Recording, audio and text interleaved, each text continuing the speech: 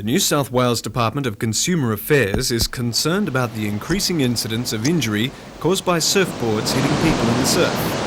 Today in Newcastle, some department representatives met with surfboard manufacturers, surf club officials and board riders to discuss this hazard and how the designs might be changed to limit the risk of injury.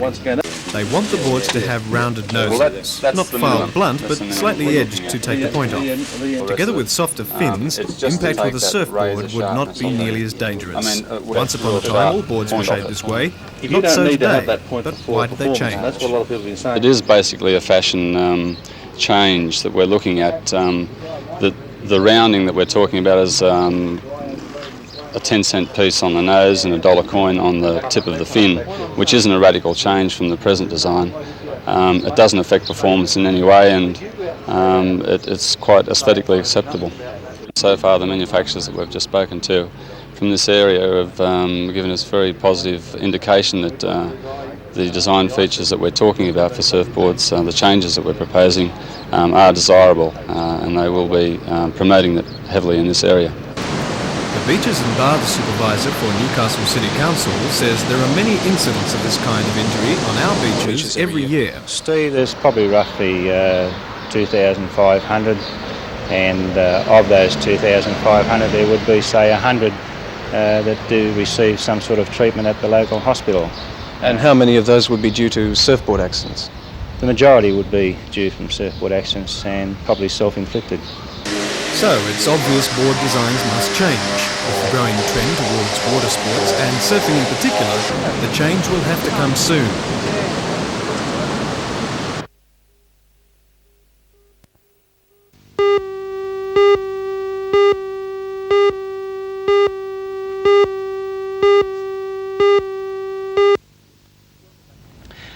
Welcome back to Sports Centre. There's still a lot to come this afternoon, but right now, something a bit different. You're probably all familiar with the journalist from the NBN newsroom, Matthew Clark, who's also contributed a great deal with material for this program. Well, right now, I'm very pleased to welcome into the studio for a new feature for the program, The Week in Sport. Good afternoon, Matthew. Afternoon, Steve. Welcome to the show. Listen, I suppose it would be one of the most important weeks this week in sport. A lot has happened. It's certainly been one of the most exciting weeks in sport in Australia. We had the Australian Grand Prix for the first time. We had the Melbourne Cup, which is Australia's richest horse race. And overseas, we had McEnroe giving Boris Becker, the Wimbledon champion, a real whipping. Yes, Boris Becker, the Wimbledon champion. He started off well. He seems to be fading somewhat. Is he a one-day wonder? Does he have a future? Well, of course, he's still very young, Steve, but after all, he did win Wimbledon. OK, let's have a look at the week in sport. Houdini Act of the Week was performed by the New South Wales Sheffield Shield cricket team at the Newcastle Sports Ground. Needing only 168 runs for an outright win, the Victorians were bowled out in their second innings for a meagre 78 runs. Main destroyer for New South Wales was Greg Matthews, who snatched 5 wickets for 22. The Australian Socceroos moved one step closer to the World Cup finals in Mexico next June when they defeated New Zealand in Sydney this week. The Socceroos became Oceania champions when they won the match 2-0 with goals by Cosmina and Mitchell. They meet Scotland later this month in a World Cup playoff. In tennis, Newcastle's Peter Doohan scored an impressive double in an Australian Lawn Tennis Association satellite tournament at District Park. Doohan took out the singles in the morning and then backed up in the afternoon to win the doubles. He's in Sydney today defending his Australian hardcourt title. 90,000 plus turned out at a muddy Flemington for a Royal Melbourne Cup.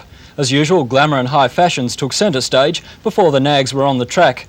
It was 7-year-old gelding What a Nuisance, ridden by Pat Hyland, who took the dollars in Australia's richest race. But the highlight of the week was undoubtedly the first Australian Formula One Grand Prix. 100,000 plus turned out in the streets of Adelaide, 700 million watched it worldwide, and flying Finn Keke Rosberg scored his 5th Grand Prix in a Williams Honda. In an action-packed race, winner in the three-wheel category was Ligier driver Philippe Streff. I told you it was a busy week in sport. Certainly was, Stephen. Thanks very much for coming in, Matthew. We'll catch up with you next week. Thank you. Sports Centre will continue right after this break. Don't go away.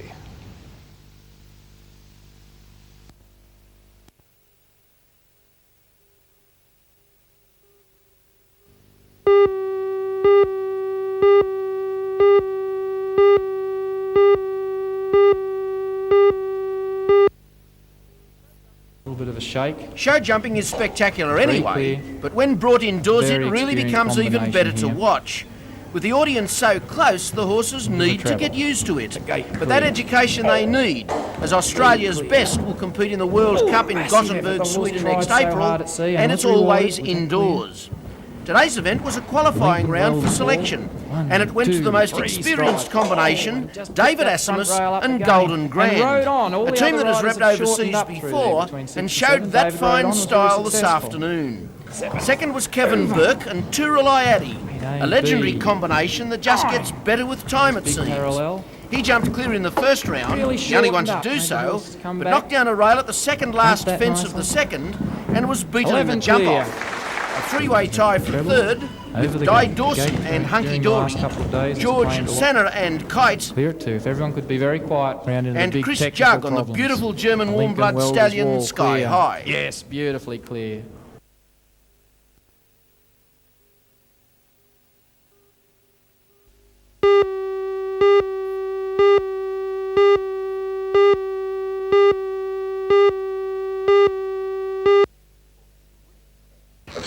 The winning students were presented with awards for their creativity at a function this morning in the head office of Newcastle Permanent Building Society.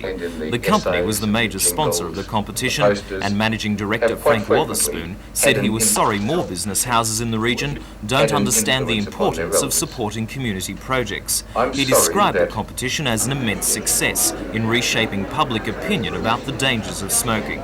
2,500 students in years 4 to 12 from government and non-government schools in the region entered. The winner of the essay writing section was Year 6 student Kate Griffin from St James Primary School. I'm sure they'll all enjoy. The poster competition was won by Christine Bartoffer from Katara High with this entry. For the second year in a row, the jingle competition was won by Jason Paris, a Year 11 student from Broadmeadow High, who may well have a successful career ahead of him in advertising.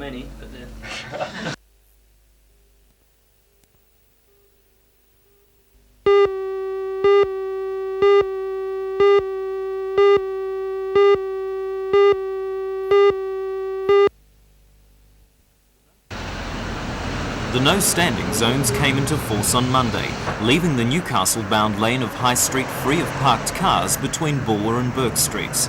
Parking in the heart of Maitland has always been a problem, but according to shop owners, the no standing zones have made the situation almost impossible.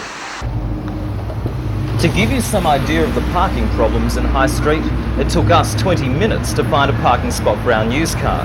Staff working in the shops are forced to park their cars many blocks away. The shops have no rear access because of the Hunter River, and now there are no loading zones.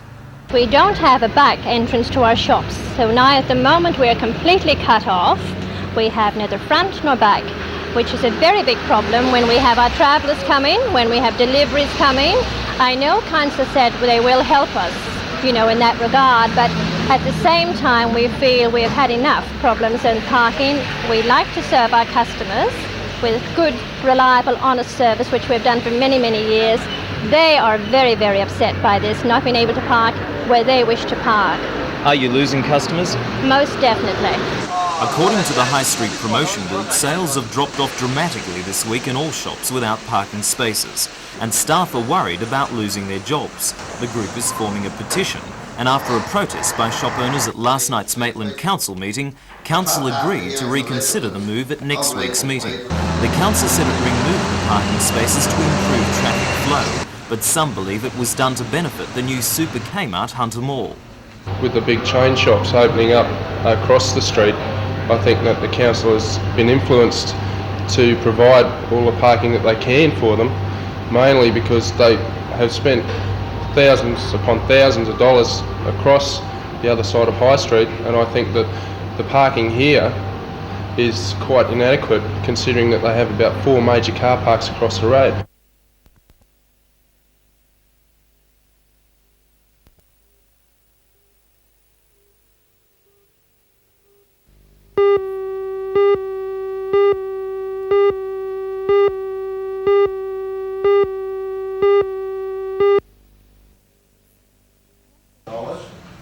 The councillors were given a briefing on the likely effects of the ceilings at a preliminary budget meeting today.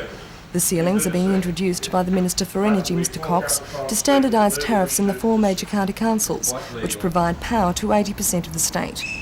According to the chairman, Councillor John Jobling, the arbitrary restrictions will take away the advantages that the Shortland County Council has worked hard to obtain for its consumers. Although there's more details to be ironed out before the budget meeting on December 5th, Councillor Jobling says the increases are likely to be between 7.3 and 1.25% for industrial users, between 8 and 10% for commercial, and 6.1% for domestic users. There's also a standard $14.40 pensioner rebate. Chairman of the Shortland County Council, John Jobling. Well, the Council's got to look at what we've been instructed to do. We will have to look at the various tariffs. We'll have to look at our capital budget. And we'll have to be very, very careful. We will have this year a new system of budget where we'll assess our income and therefore what we've got left for the various departments that says what we can do. That's the way we'll do it.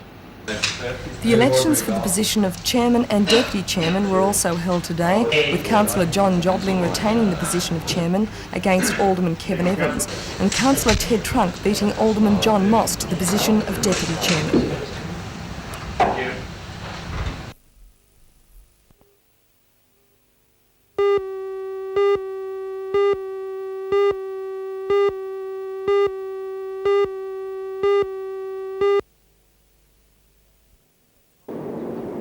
The new Med complex has had a stop-start history. The first hiccup came in November 1981 when the then Minister for Health, Laurie Brereton, stopped the project. He didn't approve of some of the plans for the building, wanting to shift its emphasis from a teaching wing to a full health service facility. As the foundations were left to rust in the vacant lot, public anger steadily grew at the delay. Public meetings were held, protests were staged as the politicians tried to reassure us that New Med 2 was postponed and not cancelled. On the 12th of January 1983, Laurie Brereton gave the revised plans the go-ahead. That was the start of a long fundraising campaign by the Hunter Valley Cancer Appeal Committee. NBN stepped in and in 2 telethons since then raised $4.3 million from a public appeal. These telethons broke all records for the amount of money raised per head of population and spelt out to all concerned that there was a great community desire for a cancer treatment facility in the Hunter Valley. The official opening of New Med 2 today by the Deputy Premier Ron Mulock was an important occasion. 1 in 5 Hunter Valley people will suffer from cancer. It eventually comes to Today's official opening was held in the still vacant level 3 of the building. 900 guests turned out to mark the occasion. Sister Mary Tassisius, the administrator, thanked the many people and organisations who had worked towards the completion of the building.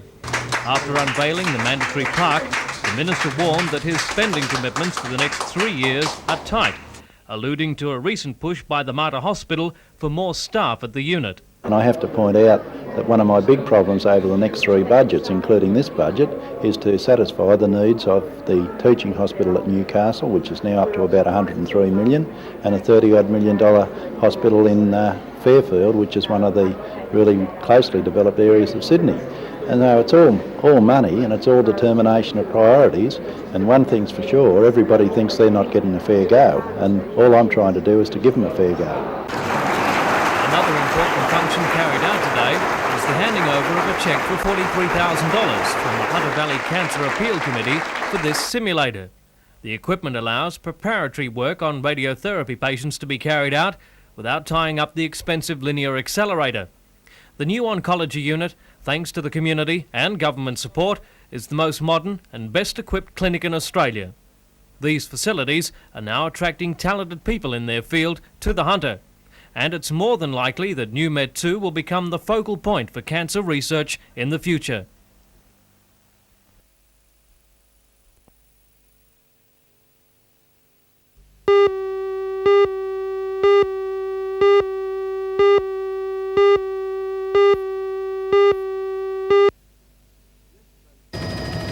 Yesterday's drama began when the 7-metre police launch Belmont was called in to assist a sailboarder off Swansea Channel. In the drama that followed, the police launch was flipped over by a 6-metre wave. Both men aboard worked themselves clear of the upturned vessel before being picked up by a surf life-saving rubber dinghy. The launch was taken in tow by a trawler, but trouble struck again with another wave swamping the trawler and washing one man into rough seas. The man was in the water for up to 10 minutes before he was dragged unconscious into the surf life-saving dinghy. The policemen aboard the launch Belmont, Sergeant Terry Devonshire and Constable Jeff Lloyd, today recounted their story and said it was only good fortune that all survived the drama. I think it was very fortunate, and I think that looking back on the operation, it only goes to show how well the public and the emergency services can respond when necessary. They also said the vessel was unsuitable for yesterday's rescue operation and called for a replacement. It is a boat that is designed basically for use on inland waters. It is not designed for use outside, especially in rough weather, and there's no doubt about the fact that Belmont should have a boat that is capable of handling reasonably rough conditions outside. Yesterday's operation also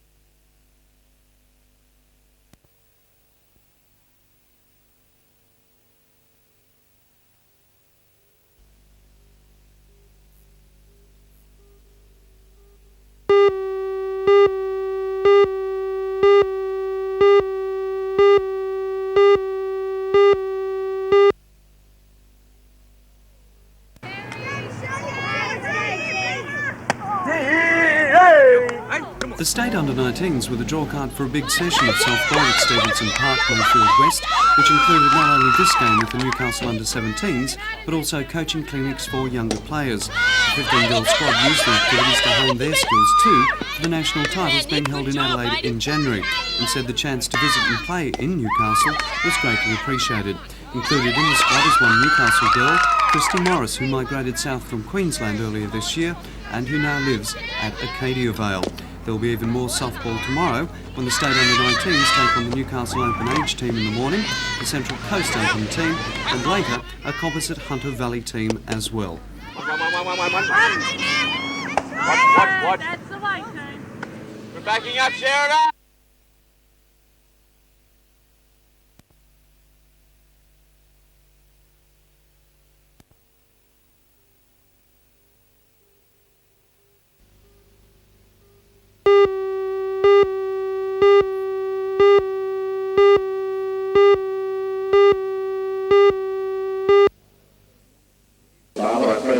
The new ferry, called the Golden Grove, is the 7th example of the unusual twin-hull design completed by Carrington Slipways. The Golden Grove sat only metres from the Sirius, the first of the line, which is back for its annual service. General Manager of the Slipways, John Laverick, told the audience at the opening ceremony that the new ferry is a more refined design than the Sirius, thanks to lessons learnt building the previous 6. Most significantly, passenger capacity has been raised from 250 to over 300. The $2.1 million Golden Grove is the second of 4 ferries to be built using bicentennial funding, accounting for the green and gold paint scheme. It was Helena Carr, the wife of the State Planning and Environment Minister Bob Carr, who christened the Golden Grove and sent her on her way. This ship, Golden Grove, may God bless her and those who sail in her.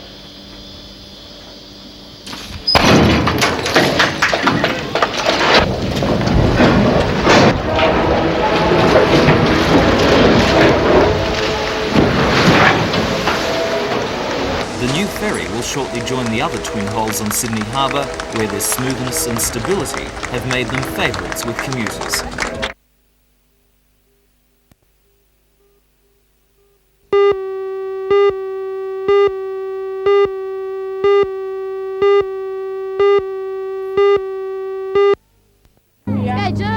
The New South Wales 15 contains 5 country girls from Ballina, Port Macquarie, Newcastle and 2 from Wagga. They were shocked into their best form today, having been narrowly beaten by the Newcastle under-17s yesterday afternoon. 2 more warm-up weekends will be held in Sydney and Canberra prior to the Nationals, where they expect their greatest challenge to come from defending champions Victoria and from Queensland.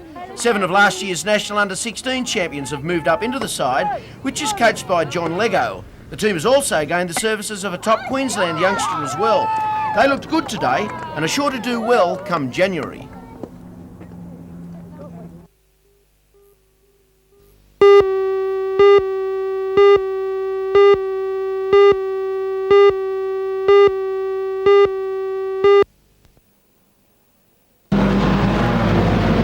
Oh, nearly it's over. He's rolled. There's fire. And there's real trouble. On the outside, Cecil going through the centre very quickly too to try and make up some ground, and over he goes, up on top of Wyburn, he's still going.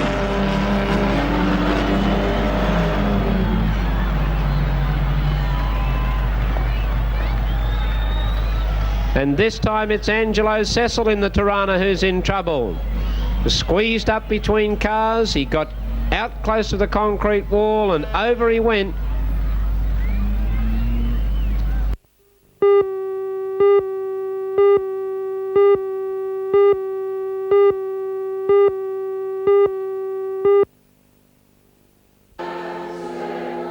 The debate about the ordination of women has prompted many different responses in recent years, varying from church to church. Most, however, have maintained a steadfast resistance. In Newcastle last night, however, 2 women were ordained into the priesthood of the Saints' Church. It's officially known as the Reorganised Church of Jesus Christ of Latter-day Saints. Although now a separate organisation, its origins are the same as the Mormon faith. Throughout a number of countries, a total of 250 women were ordained last night. In Newcastle, the 2 candidates were Robin Spatterforth and Lois Archer. The Church has debated the ordination of women issue since 1970. It now makes no distinction between the sexes. Women may be ordained to any of the ministerial roles within the Church.